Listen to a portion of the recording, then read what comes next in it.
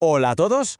Hoy nos sumergimos en la historia de un hombre que estaba convencido de algo radical, que el mayor poder del universo no está ahí fuera, en las estrellas o en libros polvorientos, sino aquí dentro, en la mente humana. Se llamaba Joseph Murphy y su vida, bueno, fue todo un viaje de rebelión, de descubrimiento y al final de revelación. Y todo su trabajo, toda su filosofía, gira en torno a esta pregunta que es potentísima. ¿Y si no hace falta buscar fuera lo que en realidad ya se tiene dentro? Esta fue la idea a la que dedicó su vida entera, a explorarla y sobre todo a enseñarla. Para entender de dónde vienen sus ideas, tenemos que viajar al principio de todo, a la Irlanda de comienzos del siglo XX, porque es ahí donde empieza su camino. Y no empieza con una iluminación divina, no, sino con un acto de rebeldía total, algo que lo marcaría para siempre como un rebelde espiritual. A ver, esta cronología nos pone en situación. Joseph Murphy nace en Irlanda y, ojo, lo educan para ser sacerdote jesuita. Una formación súper estricta. Pero claro, llega a los 20 años y algo hace clic. Se siente atrapado, asfixiado por lo que él ve como dogmas inamovibles. Así que toma una decisión que, vamos, le cambia la vida por completo. Lo deja todo. El seminario, su familia, incluso su país. Esta idea es fundamental para entenderlo. Murphy no estaba huyendo de la espiritualidad, para nada. Huía de lo que él llamaba dogmas cerrados. Estaba totalmente convencido de que las grandes respuestas no se encontraban en una estructura rígida impuesta desde fuera, sino en un camino de descubrimiento personal. Y ese camino lo lleva nada más y nada menos que a Nueva York. Imaginaos el contraste de la Irlanda rural, conservadora, al epicentro del mundo, una ciudad que bullía de ideas nuevas.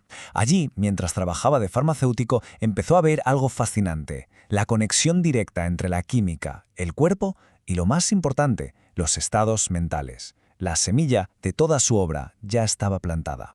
Vale, pasemos a ver cómo fue construyendo su filosofía.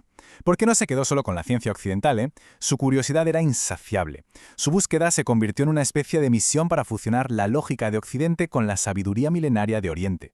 Y esto de aquí lo resume a la perfección. Murphy fue un auténtico sintetizador. Viajó a la India para aprender directamente de los sabios, se empapó de hinduismo, de cristianismo esotérico y se metió de lleno en movimientos como la ciencia divina, donde figuras como Emmett Fox le influyeron muchísimo. Él no descartaba nada, lo integraba todo. Y con esto llegamos a una de sus ideas más rompedoras. Empezó a predicar que los textos sagrados, como la Biblia, no había que leerlos al pie de la letra como si fueran libros de historia. No, para él eran mapas, manuales de psicología profundísimos para entender y dominar nuestro mundo interior. Esto en su época era revolucionario. Y todo ese aprendizaje, toda esa fusión de ideas, acabó culminando en 1963 con la publicación de su obra maestra. El libro que lo cambiaría todo y que lo convertiría en un fenómeno mundial, El poder de tu mente subconsciente. Aquí está la clave de todo. Para Murphy es como si tuviéramos dos mentes. La consciente es el guardián que está en la puerta. Es la que razona, la que analiza, la que elige qué pensamientos deja pasar. Pero luego está la mente subconsciente. Y esa, amigos, es el jardín. Un terreno increíblemente fértil que no juzga, simplemente acepta las semillas que el guardián le da. Esta es probablemente su metáfora más potente. Y es que da un poco de vértigo pensarlo. Al subconsciente le da igual si le das una creencia positiva o una negativa.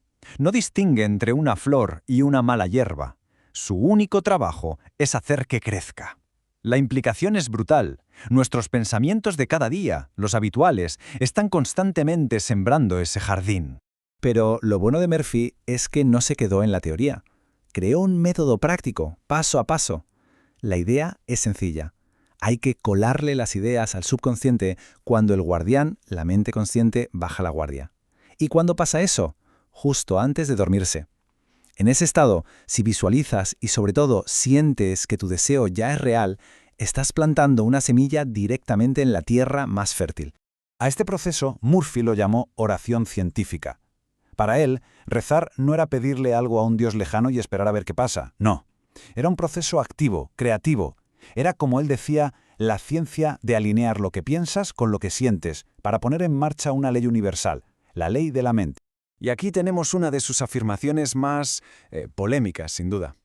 La pobreza es una enfermedad mental. Suena fuerte, ¿verdad?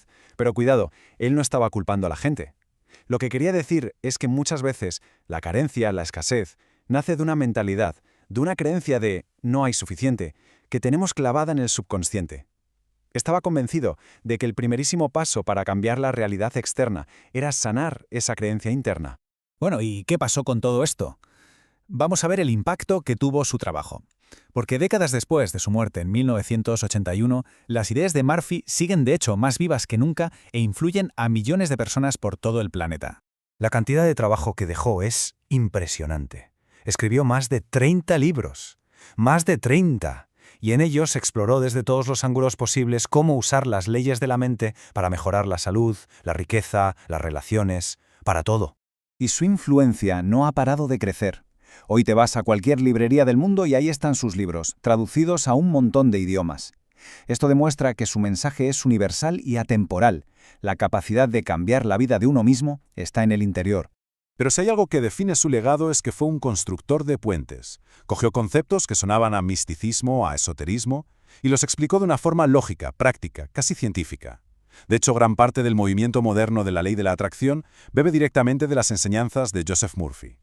Él puso los cimientos. Y terminamos con esta frase suya, que es la síntesis de toda su filosofía. La idea de que cada persona es el capitán de su alma y el dueño de su destino. Pero ojo, no es un mensaje de optimismo pasivo, de deséalo y ya está. Es una llamada a la acción. Un recordatorio de que, según Murphy, en cada instante se tiene el poder de elegir. Elegir qué pensamientos sembrar en el jardín de la mente. Y la pregunta que nos deja flotando es, ¿qué elegimos plantar hoy?